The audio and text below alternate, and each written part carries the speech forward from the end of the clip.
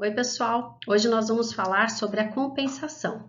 A compensação, ela ocorre entre pessoas que são ao mesmo tempo credoras e devedoras uma das outras. Nesse caso, as obrigações elas se extinguem até onde elas se equivalerem. Então, vamos ver o que diz o artigo 368 do Código Civil.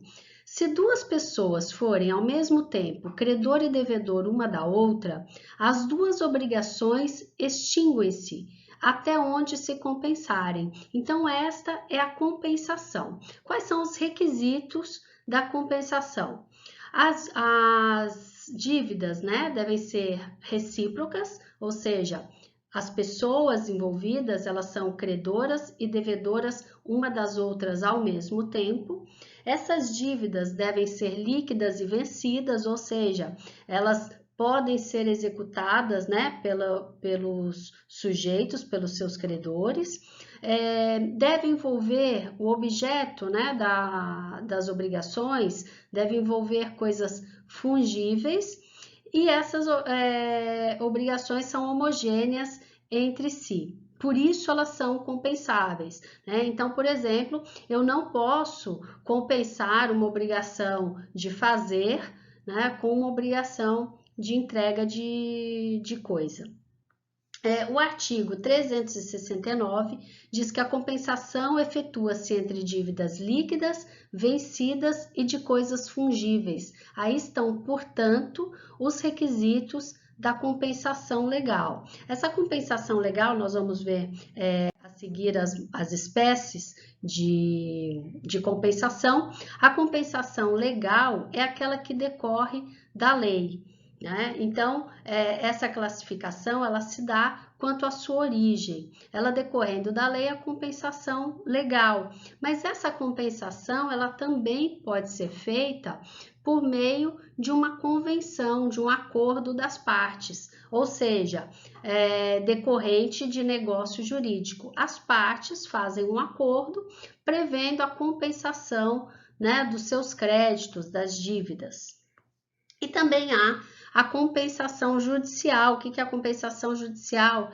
É aquela reconhecida pelo juiz. Então, ela é alegada por uma das partes, por isso nós falamos também que a compensação é uma exceção, né, do devedor, que ele deve opor ao seu credor. Quando o credor cobra a dívida, se o meu credor também é o meu devedor, eu posso opor essa exceção, eu posso opor a compensação.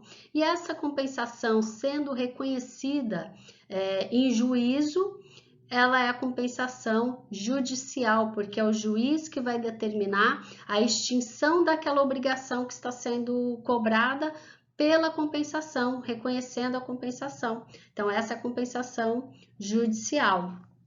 Quanto à sua extensão, nós podemos classificar a compensação como a compensação plena, total ou extintiva, que ela vai extinguir as duas obrigações, as duas dívidas serão extintas, porque elas se compensarão completamente, plenamente, ou ela pode ser restrita ou parcial, extinguindo apenas uma das dívidas e compensando, né, parcialmente a outra.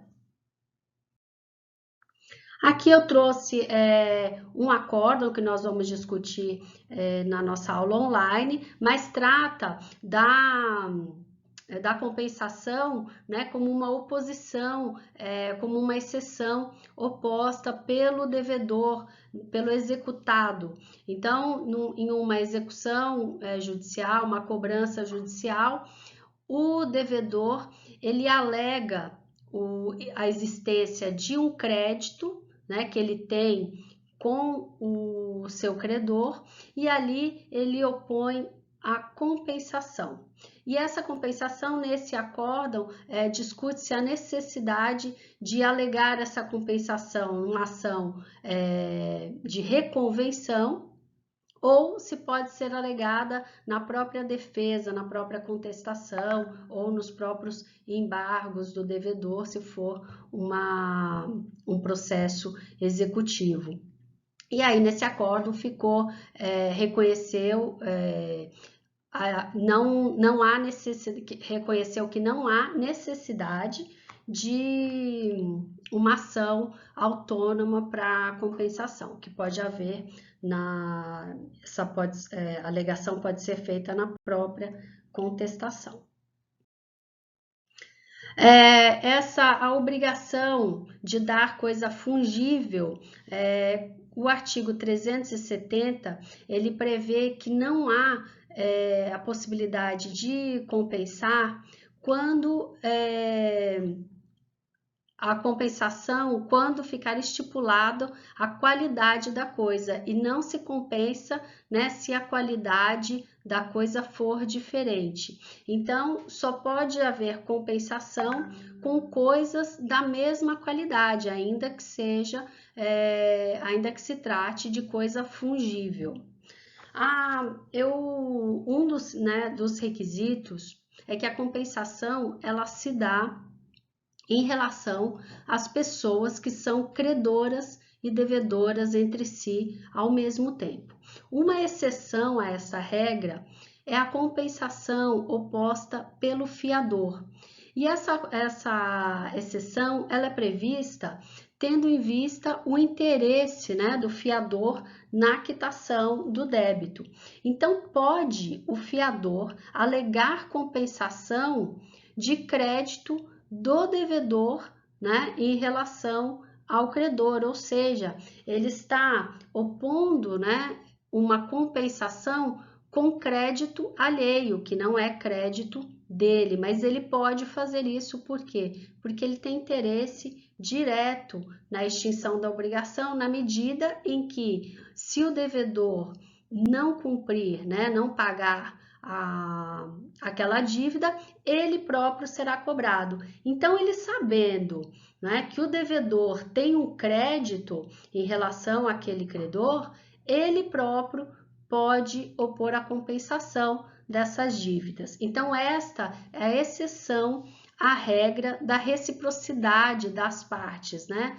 As dívidas devem se relacionar entre credor e devedor, né? Que são credores e devedores um dos outros ao mesmo tempo. Essa exceção está prevista no artigo 371 do Código Civil. O artigo 372, ele diz que os prazos de favor, embora consagrados pelo uso geral, não obstam a compensação. O prazo de favor é aquele prazo graciosamente concedido, né, pelo credor. É uma dilação de prazo, né, que o credor concede ao seu devedor e ele concede graciosamente. Nesse caso, ainda que haja essa dilação de prazo concedida pelo credor, se por um acaso ele for cobrado, né, de uma dívida e esse crédito pertença ao seu devedor, ele pode requerer a compensação, ainda, né, que tenha sido prorrogado este prazo. Sendo prazo de favor, ele pode opor a compensação. Isso porque, pessoal, um dos requisitos é que as dívidas sejam líquidas e vencidas, né? As dívidas a se compensarem. Quando você prorroga o prazo, essa dívida não está vencida, mas em se tratando em prazo de favor, se ele está sendo cobrado, ele pode, né, retirar essa prorrogação de prazo, digamos assim, e compensar as dívidas. A diversidade de causa, ou seja, a causa da dívida não importa, né, para a compensação. Então, independente das causas que originaram essas dívidas, elas se compensam desde que elas se encaixem nos requisitos legais. Mas a lei prevê algumas exceções, e são elas: se a dívida provier de esbulho, furto ou roubo. Neste caso, ela não pode ser compensada, ela deve ser paga. Se uma das dívidas se originar de comodato, depósito ou alimentos. São obrigações personalíssimas, então elas também não são objeto de compensação. Se uma das dívidas for de coisa não suscetível de penhora, então supondo, né, que a dívida for de coisa impenhorável, também não pode ser objeto de compensação. Então, são exceções previstas na lei, né, em relação à diversidade de coisa. Bom, a compensação, ela pode ser renunciada, né, pelas partes. Então, o artigo 376 prevê essa possibilidade de cláusula excludente de compensação, a possibilidade das partes, mediante um acordo, excluírem esse modo indireto de pagamento. Então, as partes podem, essa renúncia pode ser feita, né, exclusão por cláusula, ou a renúncia pode ser tácita, quando o devedor solver a dívida, pagar a dívida, sem requerer esta compensação, então é sinal que ele está renunciando ao direito que ele tem de compensar essas dívidas, compensar a sua dívida, né? E a renúncia expressa, que é por declaração de vontade. Bom, a compensação e a cessão de crédito, né? O instituto que nós já estudamos, Instituto de Transferência de Crédito. O artigo 377, ele prevê o seguinte, que se o devedor for notificado da cessão de crédito, ele não pode opor compensação ao cessionário que ele poderia opor ao cedente. Então, vamos supor, né, que ele tinha dívida com... ele tinha crédito com o cedente, que ele poderia opor a compensação. Na medida em que ele for, né, após ele for notificado da cessão de crédito, ele não pode mais opor essa compensação. Agora, vejam só a importância da notificação do devedor na cessão de crédito. Se o devedor não for notificado da cessão, aquela compensação que ele poderia opor em face do cedente, ele vai poder opor em face do cessionário, que não tinha nada a ver com aquilo, certo? Com aquela dívida, né, entre o devedor e o cedente, mas ele pode opor em face do cessionário caso ele não seja notificado da cessão. Por isso, a importância da notificação do cedido, né, na cessão de crédito. A relação também da compensação e imputação do pagamento. Em havendo mais dívidas compensáveis, aí cabe, né, ao devedor indicar, apontar qual dívida ele está compensando, qual dívida será extinta. Então, utiliza-se, neste caso, a imputação do pagamento. Eu vou utilizar as mesmas regras, né, vou aplicar as regras da imputação do pagamento para indicar, compensar a dívida, caso haja, né, outras dívidas também líquidas e vencidas em relação àquele credor.